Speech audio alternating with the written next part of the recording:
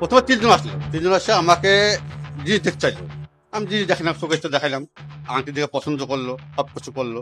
করার পরে আমি দিলাম, তা আমাকে আর কিছু নাই। তা আমি বললাম, আরো আরো আংটি, এবং আংটি মানে ওজন একটু বেশি। আমি তাদের দেখি, একটু ভিতরে আছে দেখি। তা সেইভাবে আমি বাক্সটা ভিতর থেকে, এই ভিতর থেকে আমি বাক্সটা বাইক করে তাকে সবগুলো বাক্সটা বাইক করে নিয়ে, বাক্স খালি একটা পোটটা বাইক করে আবার একটু লাল মানে ঢাইলে আবার ঢুকে দিয়েছি।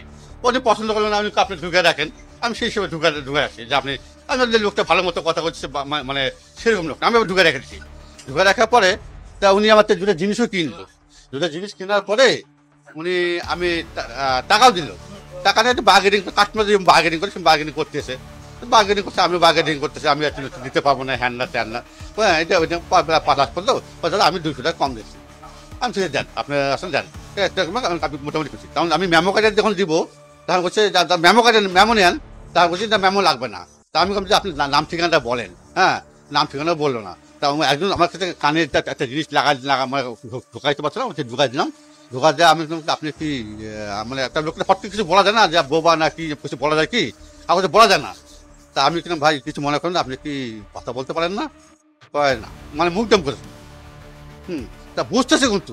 তা আমি তো মানে মা মনে করি বোবা তো কথা শুনে। হ্যাঁ, বলতেছি না। হ্যাঁ, মানে মুখ দিয়ে নাম করতেছে, তার মানে হইতে পারে।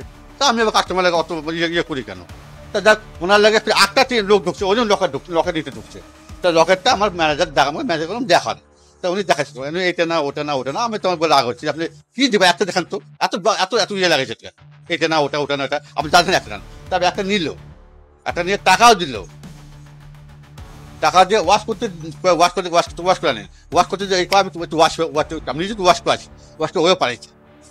তখন আমি জমতে তাদের নিশ্চয়ই কোনো ঘটনা আছে, এখনো আসে না কেন। তখন আমি নিশ্চিত আমার দেখি কেন এখন যে অবস্থা, তাতে আমরা শোকেসে মাল তুলতে পারি না, ভয় লাগে।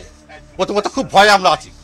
হ্যাঁ, এই জন্য আমরা সেফটির জন্য আমরা ভিতরে রেখেছি। কারণ আমি জানি যে এখান থেকে আপনি যদি হাতে দেখেন পারবেন না। উনি যে মহিলা যে আবার একটু পর টপকাবে, সেটা আমি তো অত অত মানে বুঝি নাই যে টপকে নিবে। তাই আমি তো বুঝতে ভিতরে ঢুকে নাই, রীতিমতো টপকাচ্ছে, তার সিসি ক্যামেরা আপনার প্রমাণ দেওয়া আছে, বুঝছেন। উনি ওখান থেকে টপকিয়া আমাকে ওখানে আরো দুজন ব্যস্ত আছে। উনি তখন বুঝলাম, মানে এখন বুঝতেছি যে ওনারা সব একই লোক ওনারা। কারণ উনি কেন মালটা না নিয়ে চলে গেলেন, আমি টু ওয়াশ করে চলে গেলে, তো উনি তো এই মালটা নিয়ে পারতো। ওই মালটা না নিতে এসে আমার সন্দেহ হয়েছে, ব্যাপার কি মালটা না নেন। তখন বুঝলাম যে এটা সব একই লোক।